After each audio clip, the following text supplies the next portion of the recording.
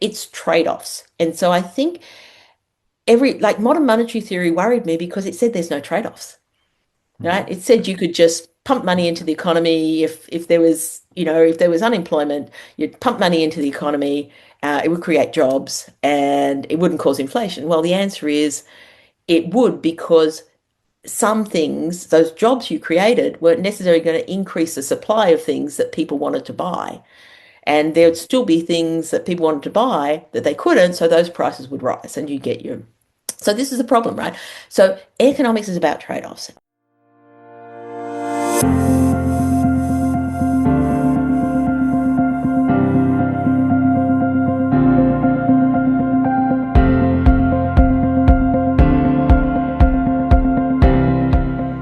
In part one of our discussion with the Australian National University's Honorary Professor Jenny Gordon, we explored whether the United States and China could economically pull the trigger on one another and whether globalization has in effect created a form of mutually assured destruction.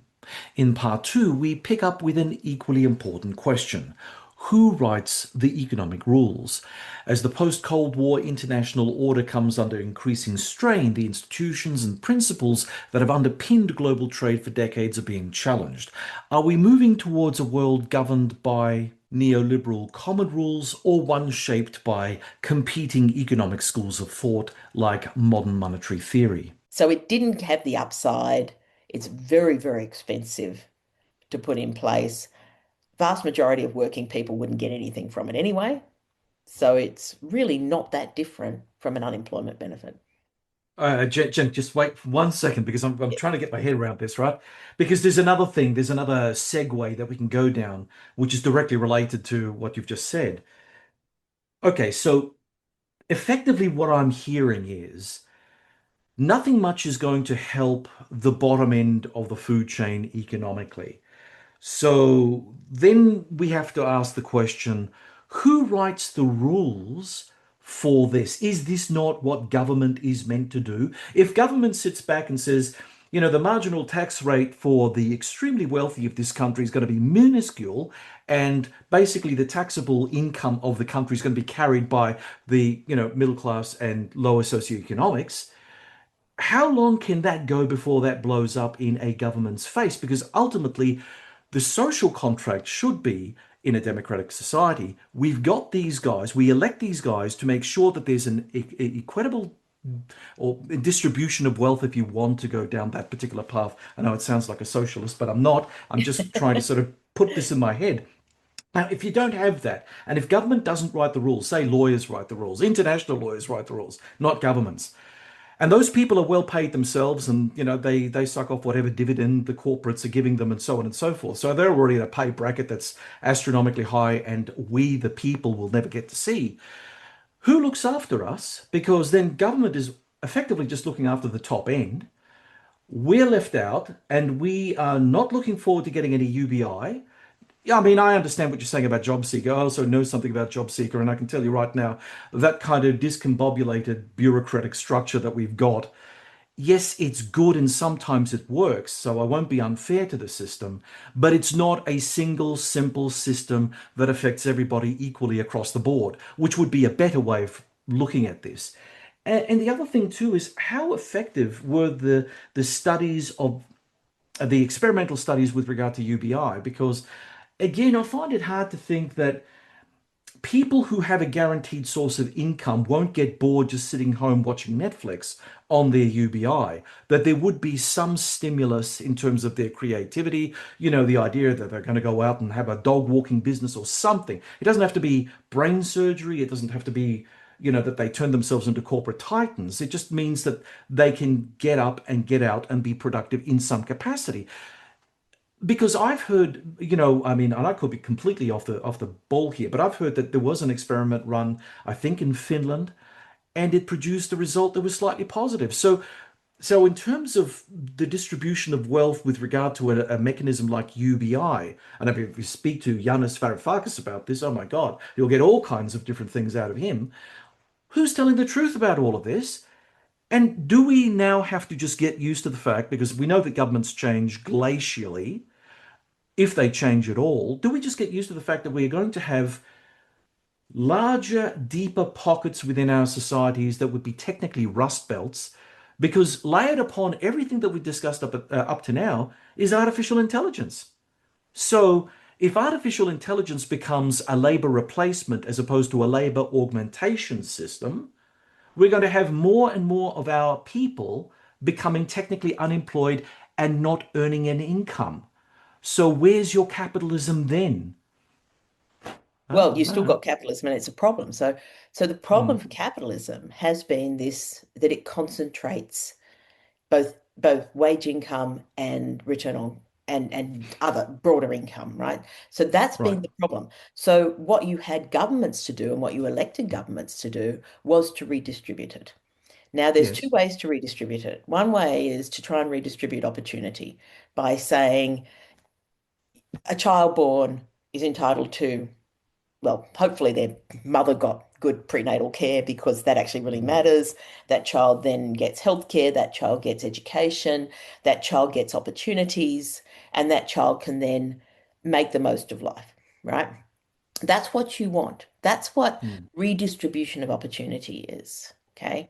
What yeah. happens is that when you have governments who've decided that it's it's the child's fault effectively for being born into a low income household, that they shouldn't, government shouldn't have to pay for those kinds of opportunities. So if you're born into a wealthy household or even a well-off middle class household, your parents can afford to give you all those opportunities, right? But if you're Hmm. born into a poor household, you aren't.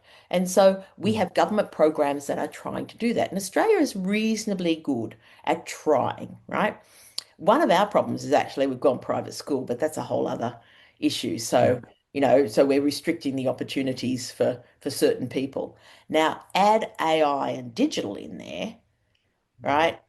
Who's going to get the opportunities to have the work, right? It's going to be the elite, the ones yep. who are switched in. So this just makes the problem that we've got an existing problem on steroids, if that's the outcome of AI, right?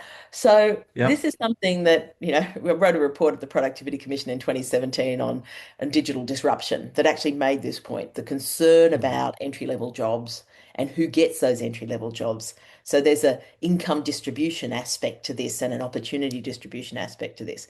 Now, the thing is in the US is that they have been far less active about saying they're sort of saying, oh, well, it's the child's fault that they were born to poor parents, mhm. not actually society's job is to say that poor child got born to poor parents. We should try and make sure they've got or born in a poor region or that there's a redistribution of resources. Now, the problem is if you're going to redistribute the resources so that to give that child the opportunity that that child should be entitled to in a wealthy nation like ours, that Yep. then you have to tax somebody somewhere, right?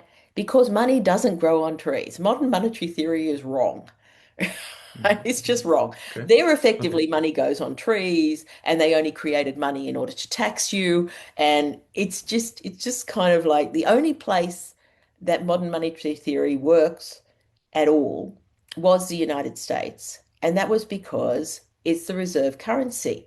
And there is this massive demand to hold the United States. Now, Donald Trump is currently, with all his policies, undermining that US exceptionalism, that source of US Mm, mm. exceptionalism, right? So Yes. that will change.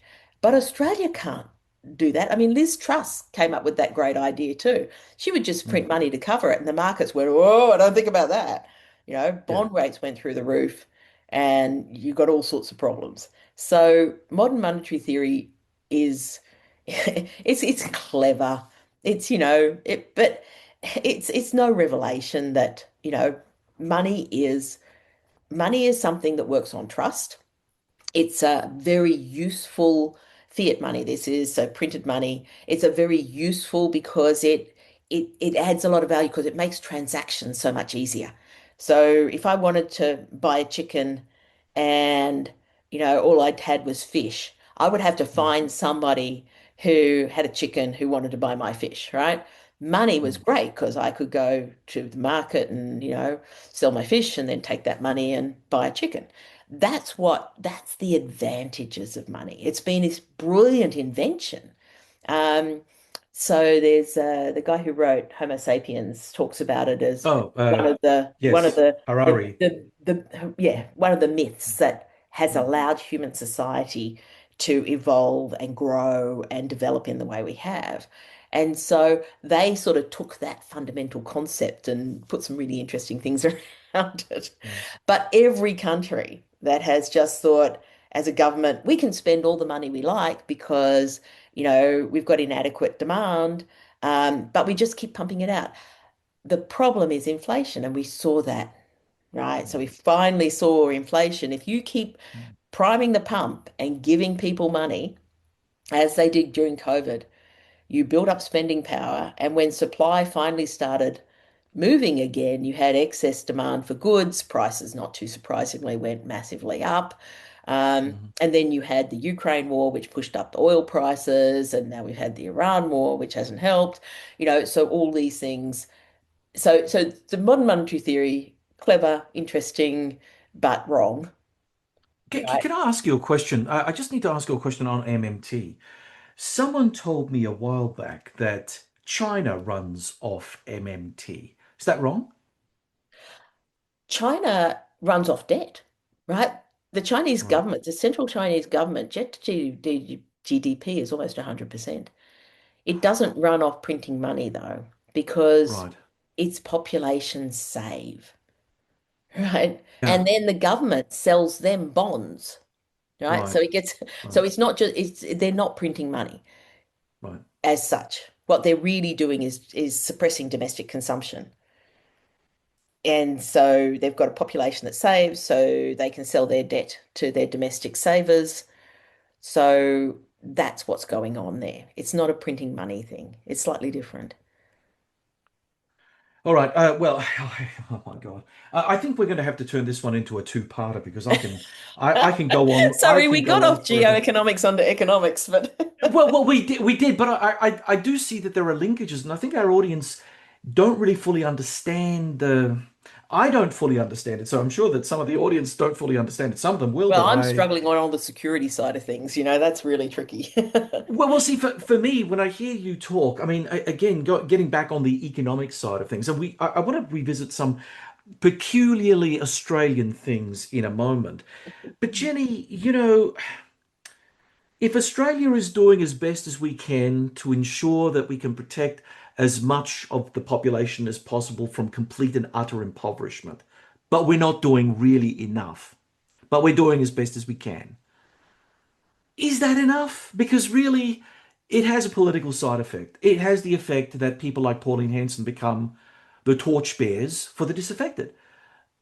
And again, when we see things like Elon Musk become the world's first trillionaire, I mean, I know that he sort of rode the MAGA wave for a while until he got turfed out and now he's rehabilitated.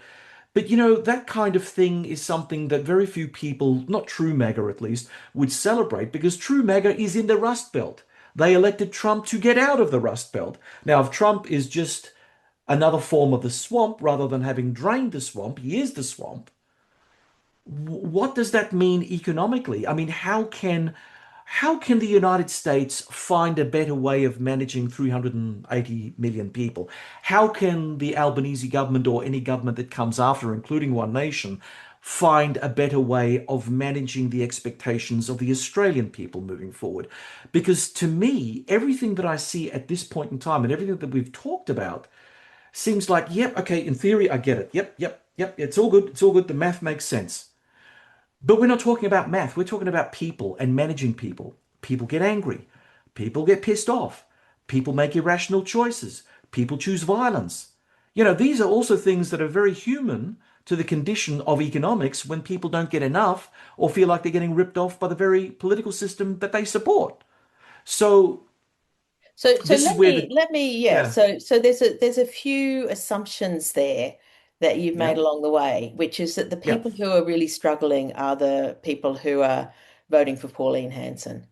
That's not the case, right? right, okay, So yeah, you certainly got people in rural areas who are feeling that the cities don't listen to them. mm, Um, and unfortunately, the nature of economic growth has been such that it hasn't been concentrated in rural areas, that agricultural productivity has been labor saving, so there's fewer people, and they see their That's right. communities declining because there's fewer people. I mean, I would love it if we had, I mean, Whitlam tried this to have vibrant, small, medium-sized cities throughout the Mm, country rather than mm. everything concentrated in the capital cities. I live Yeah. just outside Well, Canberra. well, Adelaide, for example, right? Okay. right, right. Yeah, it doesn't mean you necessarily get good policy. So the problem Yeah. is that there is people feeling disaffected because they're feeling like if we didn't have housing prices going through the roof in Australia, I think it'd be feel the sense and feeling would be very different because young people face that entering the housing market, and that is really hard. And that's a problem that has taken 30 years to develop. It's not going to unwind overnight. All right. So let's take housing prices out of it and ask that question of why are people feeling disaffected? And the answer is I think partly it's actually social media. It's actually people are being fed. You should feel disaffected. Your life isn't as good as it should be. It's always somebody else's fault. We've actually now got these echo chambers that keep reinforcing that. So you get in at some point to look up something, you get fed that continually. And so, what other perspectives have you got? And if you actually ask people, and they've done some surveys of this in America as here, and you say, "Well, how are you doing?" And they say, "I'm okay." How do you think the country's doing? Oh, terrible, right? And so there's that sense it's not the struggling people because they're sort of saying, "Yeah, job seeker, right? Clearly, we should raise job seeker." Um, and if you're renting, you're in, that's hard too. And so, but people don't look at their comparator is how am I doing relative to someone else, right? And if they see somebody else doing better, even if that person is actually not doing better, but is just has this facade of doing better, why aren't I like that? Why haven't I got that? And so we've built this sort of society that keeps having these feedback loops to say, it's not enough, it's not good enough, you should have more, you should be doing better. And that is very, very different from, the sort of self-reliance, self-sufficiency type of mindset that you'd actually need if we decided we needed to be self-sufficient in this country. But, And but if so, that were the case, though, Jenny, if that were the case, though, Jenny, surely, if we were all happy and content, social media would be buzzing with other news. I mean, maybe we'll find another boogeyman that we could put our anxieties toward. But if, for instance, like we've mentioned before, the top end of town have all the tax breaks, have all the political protections that they need, we've talked about that. So obviously there is some truth to that. And I don't know about whether or not if you talk to someone about their individual finances, whether or not they are just bullshitting effectively. They don't want to be seen as the Untermensch. They don't want to be seen as the guy that's, out in the field. So they'll tell whoever's polling them, yeah, I'm doing all right. Yeah, yeah, yeah, blah, blah, blah, and then hang up and job done. So do we really get the real story of that person who may be skint, who may be all sorts of peril, but we don't actually get the real truth out of that individual and then scale that up to communities, then we have a different problem again, don't we? Because again, if you take that one individual, scale it up, then how many people in that community are not really telling the full truth of their circumstance? yeah, yeah, but you're making a bunch of suppositions there that the surveys that there'll be a bias in them. You've got other data sets that have a similar kind of try and get more objective measures of people's actual where they're at, right? Mm, So mm, we need to kind of put that in context. But I think you also don't need to overstate that, there's plenty of people who are on higher, particularly if you're on higher wage income, you definitely pay high taxes, right? Here. mm. Um, but what we've had is a system where the people with the most are the ones who are pushed back hardest against any changes. to the system. So you look at, it was interesting to hear Paul, oh, Samuel Samuelson Mm, Samuels yesterday talking in the on the capital gains tax, and he was sort of saying the loud voices you're hearing are those with the most to lose, and that's not most Australians, right? And yet somehow people think that that's most Australians. That's not most Australians.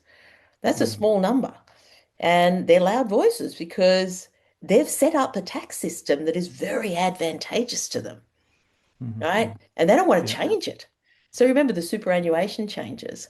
There were people who'd parked millions and millions of dollars in that and screamed blue murder at the idea that they might actually have to pay some tax on the income on their super because they had organized their affairs to do this. If you bought a bunch of rental properties and negative geared them and are expecting capital gains tax on them and to take that Mm. capital gains tax in a low tax year, you're screaming blue murder. They're loud. The Murdoch press is loud, right? And Yeah. so even, so you've got to be careful here. And the Mm, algorithms really, we know the algorithms are designed because outrage gets clicks. Outrage gets attention. It's an attention economy. And there's some really good academic studies on this as well, right? And so they're tailored to keep you engaged. Outrage keeps you engaged. And so this being happy, good news stories mm, don't keep you engaged. You go, that was mm, nice. If I want to see good news stories or something, I'll watch the funny puppies video. mm. Right? Um, and Uh, so, but the fact that somebody else has had some really nice thing happen to them, in their life that, whatever, um, people kind of, yeah, well, that's fine. But that doesn't get them to click. Outrage gets them to click. And you can be made to feel that you're not doing nearly as well as you should and as well as you deserve. So under Biden, real wages in the US actually rose, but mm, discontent went up massively because inflation was also high. But real wages actually rose. But the point is that people feel when they get a wage increase, they deserve those. And inflation is the undeserved taking away from you even if that increase in wage was to compensate you for the fact that prices have gone up. You don't feel it, right. right? This is humans. This is our nature. And we're tribal by nature too. So, if something's going wrong, it's the tribe over there who've screwed it up and caused us problems. That's a much easier explanation. And politicians are human and they'll go, oh, it's so much easier just to say, all your problems are caused by them instead of actually, these problems have been a long time in the making, right? Housing Yeah. prices have gone through the roof because we had a very, very unwise capital gains tax decision back in, when it was brought in by the Howard government. Um, and the argument for it was that we need to do this to stimulate investment. And I remember Mm, having arguments at the time with colleagues about I didn't think this was going to work. We didn't see a massive increase in productive investment. We saw a massive increase in housing prices, right. right? And so but it took 30 years. And then we got to the point where we said, geez, this is terrible. We need to do something about it. And there's a whole bunch of people who've made a lot of money out of this and designed their investment strategy around it who don't want to give it up.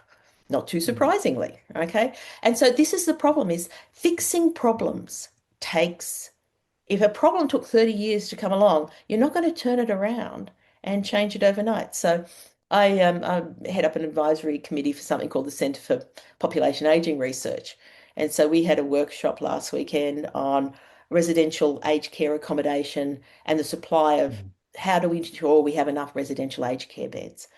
It's a yeah. really hard problem, right? You can't, the government, this idea that they just throw money at it. Well, throwing money at it isn't even going to solve that problem, right? Because you've got to build the things and Mm, people don't want them built in their backyard. And so, and then you want to build them at standards, and then, you need to be able to staff them, and so these are hard problems that government is seeking to solve. And one of the concerns I have about Pauline Hanson is she's quite good to tap into people's unhappiness with things. And I think some of that unhappiness, if we really sat down and thought about our lives, you know, most important, friends, family, right? Have you got a community, right? That is the number one factor that influences people's happiness in a whole bunch of surveys, right? mm, Yes, have enough money to be able to provide meals. But the people who are voting for them aren't the people who can't, you know, afford 3 meals a day, right? They're the people who can't get to, get the international, they feel they should have international trips and they can't afford international trips. Other people have international trips. Why can't I go on a cruise? I can't afford it, right? Um, so there, we've got to get back to people going, actually, what's the most important things in my life? Doing something meaningful, you know? Do you volunteer? How many people, if they volunteer for a political party that's fine. If they volunteer at the Red Cross, if they volunteer at the local sporting club, those are the things that give you life satisfaction. They're the things that are important. Now, people need enough resources to be able to feed themselves, to get access to healthcare when they need it. But, what really matters is those things. And yet somehow all this conversation is about divisiveness and other people and it's their fault and they're eroding the trust. Oh, I can't join my local footy club, or I can't help out at the local because there's some of those people there, right? That's terrible. mm, That is what is eroding our life satisfaction. That's the stuff that really matters. And so, economists actually have done a whole bunch of work on this. There's a whole branch of economics called happiness economics, where we mm, measure people's life satisfaction. We look at the things that make them happy. We look at, and it's those things. It's like the most important factor in a child's development is whether their father reads to them, right, at mm, age 5.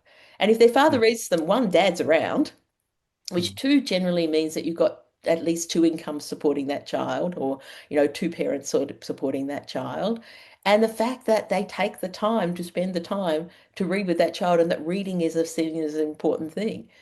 So those are the things that actually kind of matter for child development. Those are the things that matter for people's happiness. And yet somehow it's become all about, how much money do you get, and a resentment politics, either resentment against the super rich or resentment against the migrants or resent against somebody else.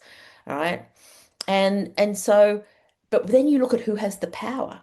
So who has the power? Well, the people with the money have more power.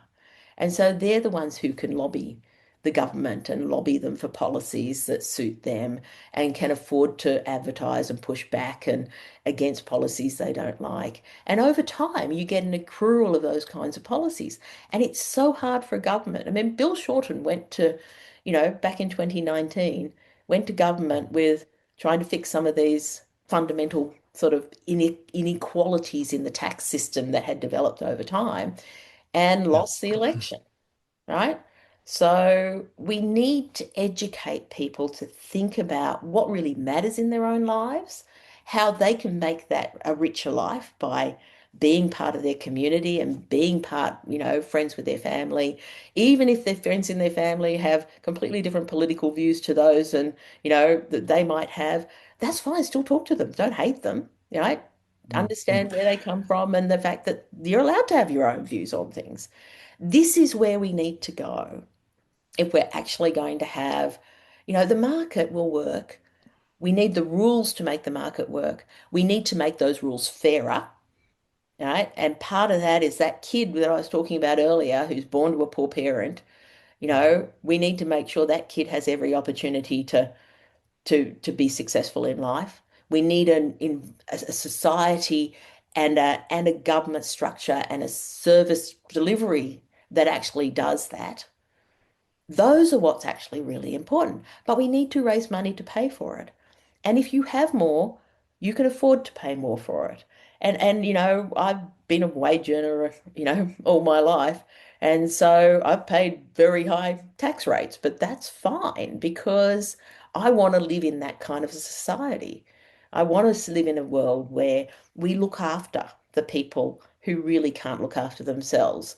I want to live in a world where, that child, regardless of where they're born, have equal opportunity to have an effective, and healthy life. Um, that's what we should be working towards. And the economy is simply there to to, help us allocate resources efficiently. That's the bit the economy does. Okay, so I agree with everything that you've said, just for the record. Yeah. But there are a couple of things that I need to get out of you because you are the economist. I am interviewing you, and I need to As an play economist. devil's advocate All this all the stuff way matters through. for economy, right?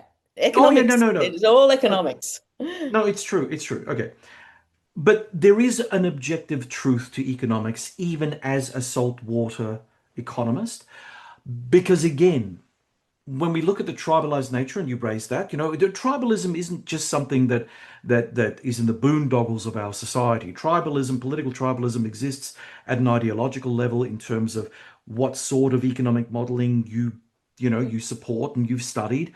It is again part of the human equation. We all have our particular biases and notes, and sometimes those ideological differences do clash.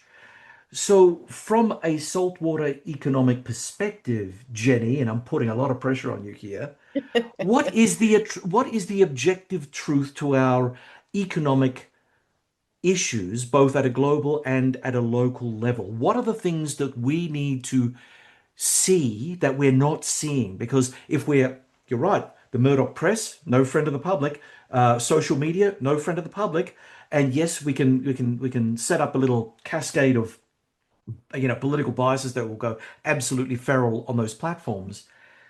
But underneath that, what are we, the people, not seeing that we need to be more appreciative of, especially in terms of the complexity of the things that confront us collectively?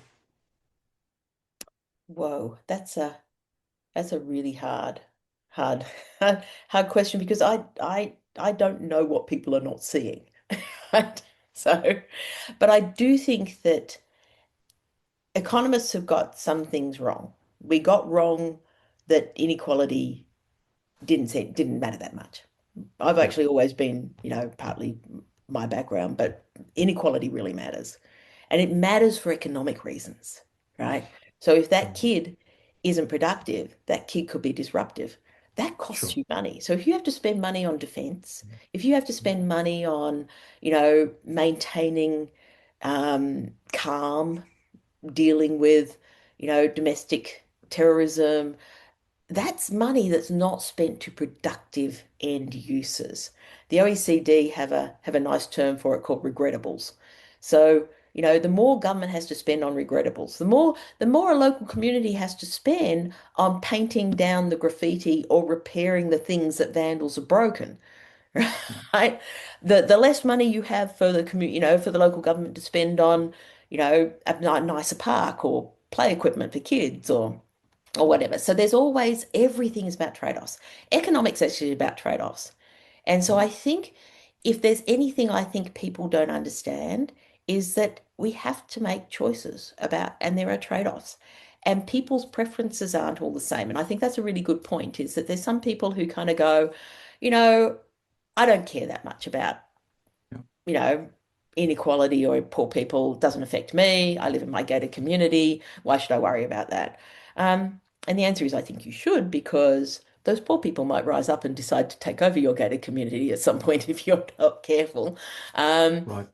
or you would like the government to do this, but it can't because it's spending money dealing with the problems over there. So it's all connected. So it's trade-offs. And so I think like modern monetary theory worried me because it said there's no trade-offs, Mhm. right? It said you could just pump money into the economy if there was, if there was unemployment, you'd pump money into the economy, it would create jobs and it wouldn't cause inflation. Well, the answer is it would, because some things, those jobs you created, weren't necessarily going to increase the supply of things that people wanted to buy. And there'd still be things that people wanted to buy that they couldn't, so those prices would rise and you get your so this is the problem, right? So economics is about trade-offs. And so people don't, they think they like you talk to anybody who wants more of something. Government should pay more aged care costs. They should, give, do this. But there's a trade-off. If you do that, what else can't they do? Or who else Yeah. do they have to tax to do that? So everything. So I just wish that people would think a little bit more about, yeah, it's all very well, to say, oh, well, we won't have migrants come in. So when you go to hospital and there's a staffing shortage, nursing shortage, that's your trade-off. You didn't let them Right. in, right? And you could say, well, we should train up our own, and we should, Mm. absolutely. But if you haven't invested in that child, their capability to turn into a nurse when they're sort of functionally illiterate and innumerate, and that they don't have a very good social attitude, so they haven't developed the EQ because nobody's ever been nice enough for them to develop the EQ, then they're not going to make a very good nurse, right? And so that Mm. investment is a 20-year investment to get a somebody who can just do the nursing training. And so we have to understand that there are these trade-offs and they are long term sometimes. And when you had a system that sort of said, look after us, you know, and we go to private school, subsidized private schools more. We're okay. Our friends are okay. We're hanging out. We're all doing fine. Doesn't matter about the rest. That will come bite you, but you don't Yeah. solve that problem, overnight. So we try to solve it overnight by saying, well, we'll bring the migrants in to do the nursing, right? That's a quick fix. Business in Australia has been very, very pro-migration, right? Because even though migrants don't necessarily dampen wages, we did a lot of work in the Productivity Commission on the migration inquiry, and we had Bob Bruni at the ANU do a really great study, and that looked at whether areas that were more recent migrant intensive had a impact on the local labour market. It's quite hard to do in Australia because most migrants go to the big cities and those are big labour markets, and so you don't have a highly localized, and there's not that many of them, so it's quite a hard study to do. But the data that they found showed that there was no negative impact of migration on wages or employment opportunities for Australian workers, for people already here. Right. And that was data from 2016 and before, so it looked at it over time. So it's not that they're sapping wages, but it does mean that the government and businesses can get away with not having to invest in other people because we're going to need them as workers in the future. It's Yeah. like we can solve our problem by bringing them in. Uh, All right. Yeah. Okay. So that you've raised the immigration problem, and that's really fantastic.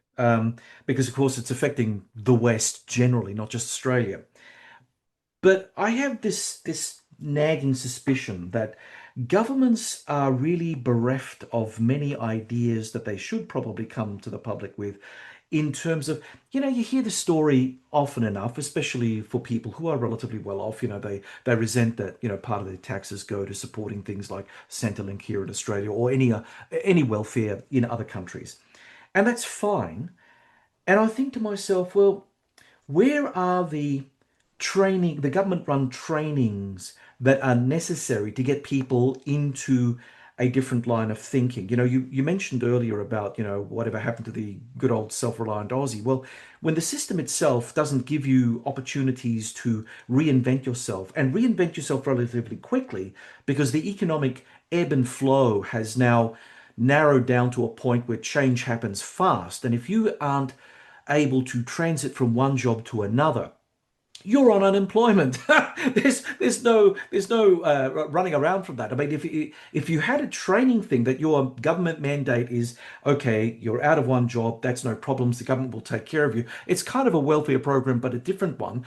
And that different one is that it will try to provide you the kind of training that you need to get into, say, nursing or get into, I don't know, plumbing or get into some trade that, we're short of.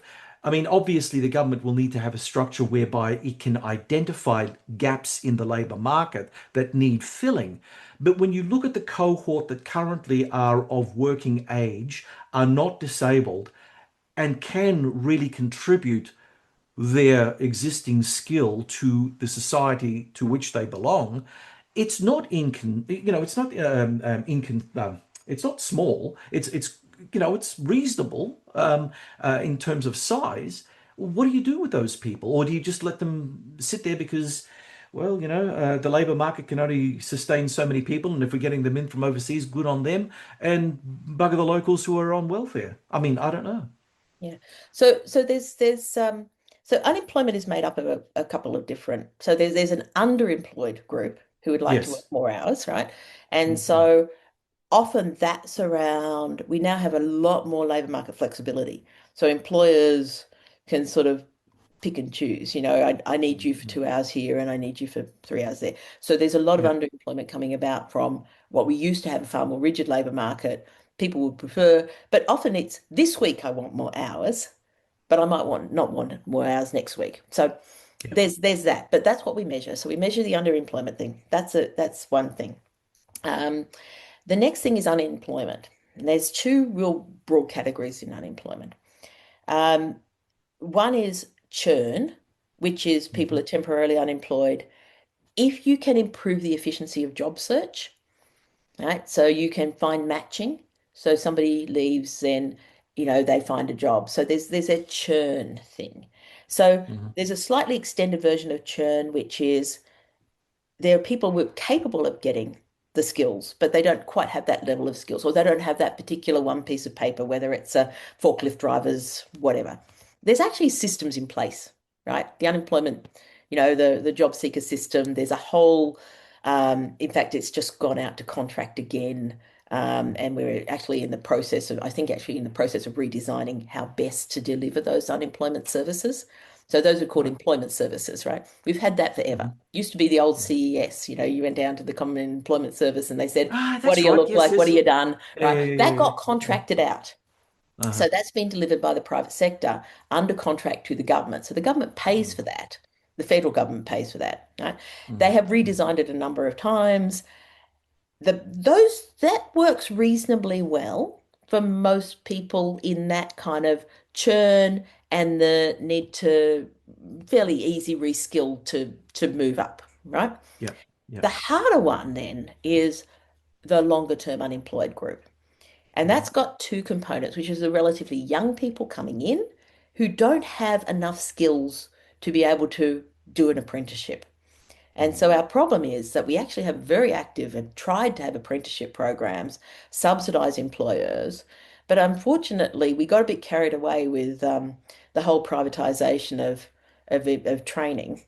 And the Ah, states mm. closed down TAFE pretty Yeah, yeah, much. yeah, yeah, yeah. And industry used to be very involved in TAFEs. And so you had a pathway.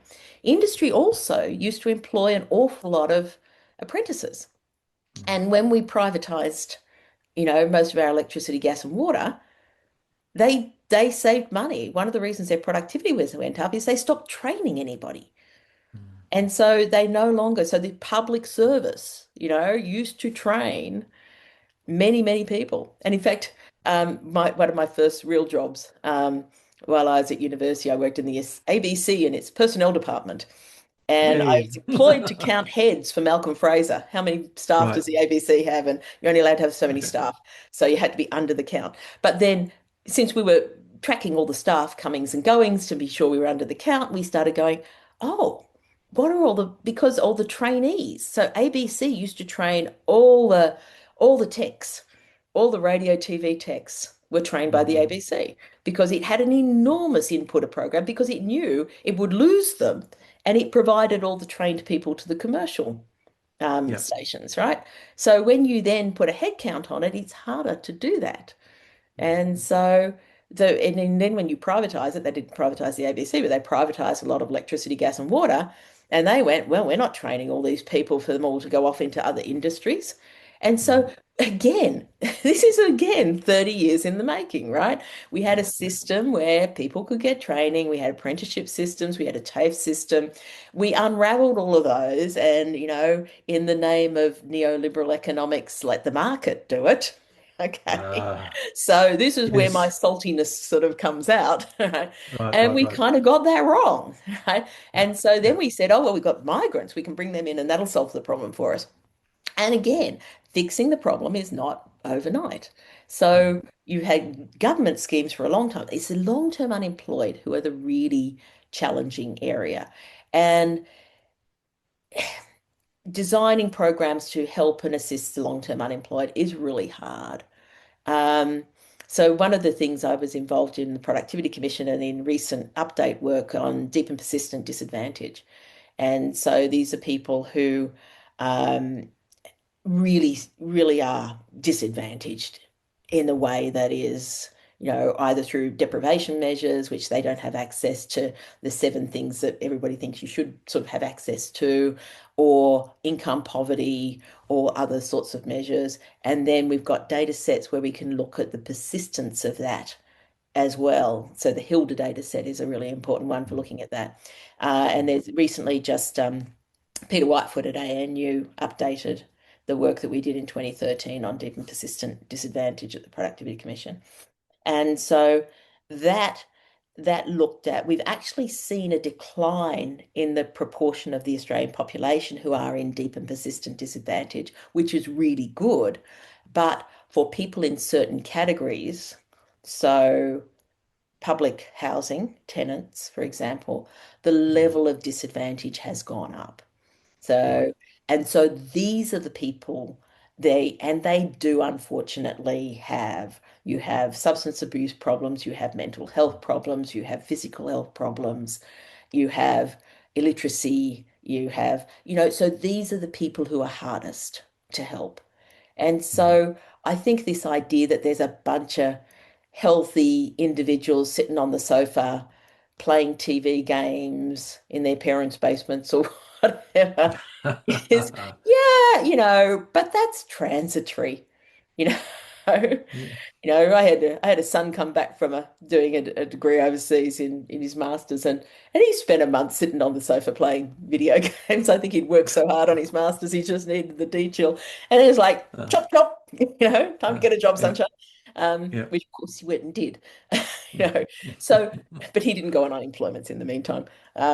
But so I think that we have these perceptions and we have these caricatures, and we think that when we look at the unemployed, we think, oh, they're all like that. The answer Mm. Mm. is really a tiny proportion of them are, and the ones who don't get out of unemployment, who are really stuck, it is hard for them. And there are multiple reasons, including the fact that that child never had the investment that they needed to help them Mm. not be there. Right. Yeah. But things go wrong in people's lives. Um, and it's really sad and so there will always be some people in there. And that's why we need a system that means that we try and look after them.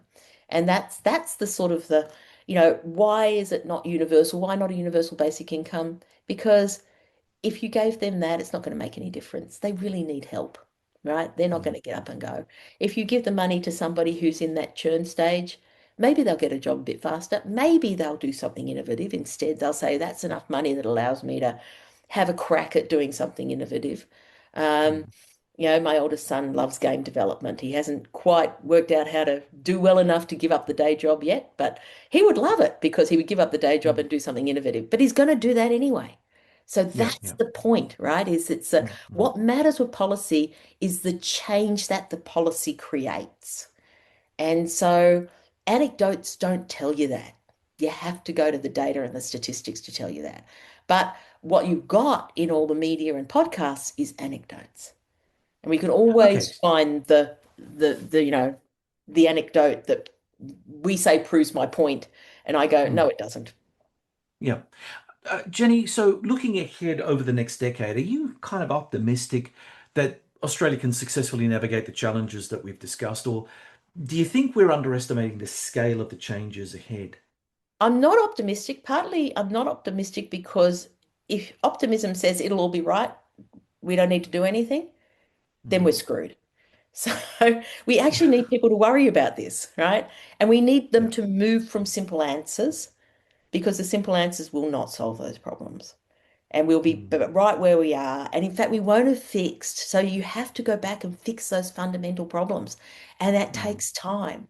So why where I want to be in 30 years, if I'm still on this planet, which I probably won't be, but where I'd like everybody here to be in 30 years, it is in a much better situation because they made the hard decisions to put things right. So Hawke Keating did a bunch of stuff. We were heading for, a protected economy. Our living standard was slipping further and further behind the rest of the world. We could have stayed there and we would be really, truly living in the banana republic now. Our living standard would be half of what it is now. So we have done extremely well out of the globalization and being part of that. But unfortunately, we had some other things along the way that are inherent about that more open market economy kind of approach that we need to have governments counter and correct for. And then there are things also that have, the power structures in itself have just sort of embedded the advantages of those who had advantage along the way. And so when you get to that certain point where you go, hang on a sec, this just is not fair anymore. And you see, I mean, the supporters of Pauline Hanson are identifying this sense of unfairness, Yeah. and that's valid, right? So, Mm. but the solutions that they're putting forward are not going to solve that. And in fact, they'll make it, they put off doing something about this. And so that's why I'm happy to come on podcasts like this and say, it's just we have to do something about this. It takes time. There's no silver bullet. There's no easy way out, but you have to push back against, and it's got to be funded. Jenny, for our American audience, what would you say? What would you say about the American system? And give it a 5 minute overview. I mean, you've unpacked Australia very well, but in America, it is a different system, and they don't have the social welfare programs that we have here. But there are rust belts, there are disaffected, there's MAGA, there's all kinds of things that come from that. Are you optimistic about how Donald Trump is managing things? Do you think that a president after Trump will have a good American economy to work with? What happens to the poor and benighted of the United States? The Trump administration policies have not been targeted at helping the people at the bottom or the people in the middle, right? I mean, he and his family have made $4.2 billion since he's been president. Now, there's got to be something wrong with that, right? No kidding. So just take that as Yeah, a data point. Um, yeah. you're not seeing them deal with the fundamental problems. That other reason, and again, the MAGA are not the poorest of the poor aren't voting for Donald Trump. The poorest of the poor live in, the really disaffected rural areas or, in the cities and things. And so they're not the ones who are voting for him. They're the people who see that they're not seeing things get better and they're seeing things not be as good. And they're right in seeing that, but they're not, again, it's not the right set of solutions to the problems. And so Yeah. American Congress needs to step up. You have a three-ring circus for a reason. They call it the Supreme Court, the executive, and the Congress. And they Mm. need to step up and go, we need to do something about this. Um, you just I've written quite extensively on this about, the various policies we've put in place. Some of which haven't actually been enacted as much as the original announcements. So, for example, the undermining of funding in R&D, Mm. he took out massive, he cut by half the National Science Administration. He cut massively under, the health funding. He disrupted all the university funding. The pulling of funding meant that clinical trials halfway through just had to be abandoned. You lost a huge amount of talent out of universities. So, and then the crackdown on international students. I mean, I was an international student at a US university and I got a scholarship, to study over there. Um, I would have been one of those people who potentially thrown out because I was a foreigner, right, under his rules. And so, you know, that's where American dynamism, American creativity, it was those brilliant, like you look at Silicon Valley, half the Mm. coders are foreign graduates of American universities. Um, that's been their secret sauce, their engine of ingenuity, and then they've given those people the capital and the like to do things. So with one fell swoop, by targeting universities and cutting R&D funding and targeting foreigners in a university, you kind of go, here's you've got a good old 12 piston economy. Well, let's just shut down two of them, right? And so now we got, now we're on a 10 piston economy. But then what do? We bring in tariffs and we bring in massive, like not just bringing in tariffs, but massive uncertainty. On again, off again, people whispering in the ear, get the concessions. So Apple managed to get, Apple laptops and things exempted and iPhones exempted from the China one. So if you look at the sort of the announced tariff rate and the actual tariff rate, once you take the exemptions into account, it's lower. And Mm. this is one of the reasons where people say, oh, the economists said inflation was going to go through the roof. Well, if it had been 45% real, it probably would have been, right? But if you actually look at it, the average is now about 13%. Okay. And that's only in imported products. And remember, imported Mm. products are only 10, 11% of the US economy. So your price rises from the tariff pass-through are exactly what they would have expected to see, which is about zero point 0.6 percentage points on inflation. Okay. So, Yeah. so you do that to your economy. So you shut down two more pistons of your Mm. economy. Um, and, and so, or maybe three, when you chill investment. You look at manufacturing and employment in the US, which had actually been rising under Biden's, replacement, renewable energy and superconductor sort of stuff. Mm. Manufacturing employment's just fallen under Trump because of this uncertainty. So his aim of all of that was to bring back manufacturing employment to the United States, and he just removed it. And then you have the fact that, his net migration is zero now in the US. And I think they're backing off on the $100,000 for a HB1 visa in the United Mm. States. But pretty much migrants have always been, not even they have been the people who've come in and done the grunt work. They've been the Yeah. people who've gone in and, and they add to demand. So that scale issue for local producers, you want scale. If you open a fast food restaurant, you want people coming and buying your fast food. Um, Mm. right? So shut down another couple of pistons. So you've gone from a 12 piston economy to something that's four cylinders. Right? And so Is that there is a any bad saving? idea.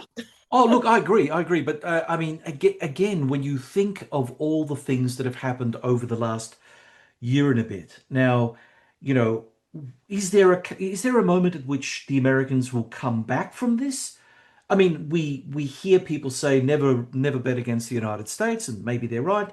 But I don't know. I see a lot of very long-term damage happening to the US economy, which will probably take at least a generation to rectify. And again, going back to the discipline, both parties will have to have a bipartisan approach trying to rectify the damage caused in this year and a bit of the Trump administration. I Yeah, mean, it's uh, surprising because restarting some of those cylinders yeah, is not going to be easy, right? yeah, Particularly yeah, the R&D and the foreigner, the migrant sort of side of things, particularly unless mm, you'd have to be bipartisan, and I just think it's too easy to play politics with migration. It's just, again, it's oh tribal. yeah, Tribals just yeah, makes so easy.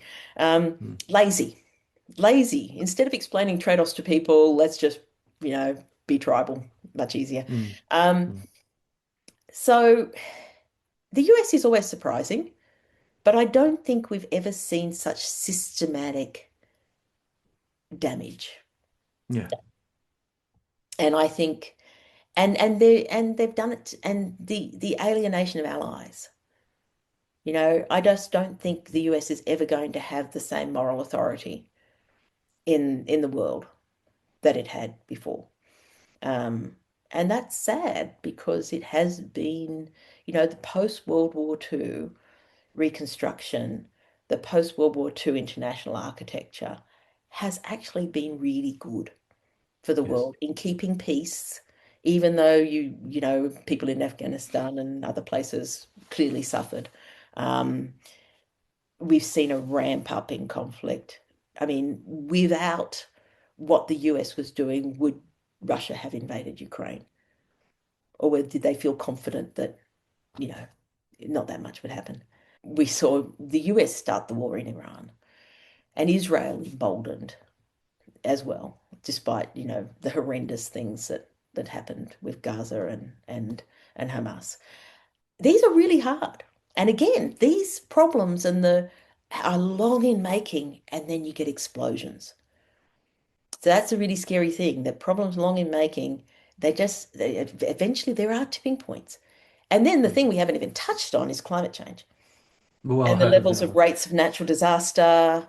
I mean, I'm sitting here, it's 18 degrees in winter in Canberra. It's the most gorgeous that's day nuts. outside. But that's nuts. I used to live in Canberra, and at this time, it would already be dipping below zero. Yeah, well, not quite, but Uh, anyway, yeah. well, yeah, But but I mean, certainly at nights, yeah, yeah. yeah, yeah, Yeah. And so that's the benign bit of it. I was listening to the guy who took the photo of Australia from space in January 2020 with the bushfires this morning. He was just being interviewed on something and just talking about those bushfires and we've forgotten, right? yeah. Not even 6 years ago, and we've forgotten how bad they were. And yet we're Mm. heading potentially for another El Nino. But we've got the Indian Oscillation Index factor, but we don't know what's happening. And it's kind of it's costly. It's really costly, climate change, and we're not facing up to that either. Well, So Jenny, we're gonna have to get you we've back to got a lot of talk in more problems. detail. Yeah, oh yeah, yeah. We're gonna have to go get you back to talk in more detail about climate change and the economic impacts on Australia and elsewhere, because I think again, it is an issue that we would love to have been able to tack on, but sadly, we've just We've clocked up gone way two over time. hours. So this one will be a two-parter, without a Right. doubt. Anyway, well, hopefully Anyway, look, useful. Yeah. Dr. Jenny Gordon, thank you very much for joining me on the Focus podcast. It was great having you on. It was a pleasure. Okay, so one of the key lessons from today's discussion is that the future is unlikely to look like the past. For decades, Australia benefited from a relatively stable international environment, expanding trade, reliable energy markets, and a broadly accepted economic framework. Today, many of those assumptions are being challenged by geopolitical instability, technological disruption, climate change, demographic change, and growing questions about economic resilience. What today's conversation reminds us is that economics is ultimately about choices, how we prepare for uncertainty, balance competing priorities, and position Australia for the future. I mean, whether you agree with every conclusion or not that has been in this episode, the important question remains: what assumptions still hold? Which ones no longer do? And what must Australia do today to remain prosperous, resilient, and competitive tomorrow? And now on to questions for our audience. If Australia could make only one major economic reform over the next decade, what should it be? Has Australia become too focused on economic efficiency at the expense of economic resilience? What do you believe will have the greatest impact on Australia's economy over the next 10 years? Geopolitical instability, climate change, artificial intelligence, demographics, energy security, or something else entirely? Let us know in the comments section below. My thanks to the producers of The Focus, Neil Smart and Lynn Sear, and to our audience, thank you for being part of the conversation. Until next time, I'm John Bruni. Stay informed, stay engaged, and stay focused.